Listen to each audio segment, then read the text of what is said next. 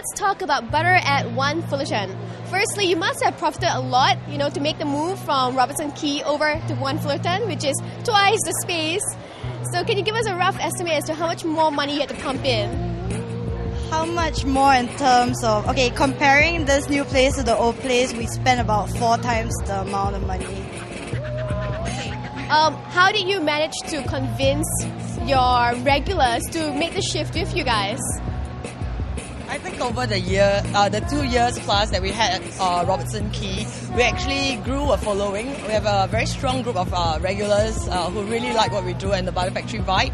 So when we moved, I think during the period that we were shut for more than slightly over a month, we were actually bombarded with SMSs, people calling the office, when are you guys reopening? So we are lucky in that sense that the regulars and the loyal Butter fans have actually just been supportive right from day one. Yeah. Okay, so you do get the regulars coming back to One Fullerton? Definitely, yes. Okay. Is there a new type of crowd coming in as well since it's a new location? Yeah, we're hoping we have a new dance room as well. What used to be the art bar, which was a lot smaller, is now a full-on dance room on its own called Fesh. And with that, we're actually building an electro crowd, slightly different from the hip-hop crowd, but there are some overlaps as well. So we're just hoping to grow from what we have and encourage new faces as well, yeah. Right, okay. And what kind of new faces, what kind of crowd do you expect to come to the One Fullerton one?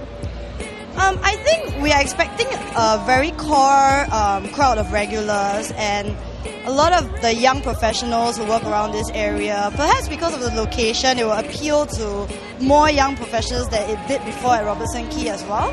And with the Fesh room, we're hoping to get in the fashion industry, the fashion students, the media models, fashion designers. Yeah, that's the sort of crowd that the room is going to attract. And what was the hardest part about moving from Robertson Quay over to One Fullerton? I think it was just the scale of it. I mean, we're moving to a space that's double the size. Everything doubles, and in fact, the effort that we put in, is so much more, it's so much greater. I mean, we've carried over 3 years of experience from the old place, but I guess, there are still a lot of things to learn and pick up. I think that perhaps is the challenge in itself. Did you cry? Did you miss Robertson Quay? And I think she can answer that. Stories? Yeah. They all laugh at me because on the last night, our real last night at Robertson Quay, when the lights turned on, I just started crying. And the next week, although I knew it was closed, I still went there to have a look at it. So sentimental value there. Very much so. Do you keep any memorabilia from there, like a piece of the concrete or, I don't know? Yeah, I kept the wall actually. How big was the wall? It's huge and it's sitting in our office now, taking up a lot of space. Did they let you keep the wall?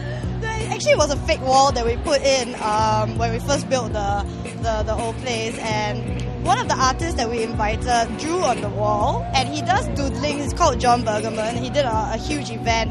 It just so happens that he doodles day-to-day stuff, and on that wall he doodled a little bit of the day I spent with him, like having dinner and all that. So I'm supposedly on that wall, so I really loved it. I cut it out and brought it to the office. I'm leaving you. It makes it sound like it's this small, right? But in reality, it's like this big. It's huge. Yeah. And there are 2 of them, right? I think there are 2 of them. Yeah, I think there are 2 walls. No, just one. Oh, just one. Only her. You guys let her keep it. Such good friends.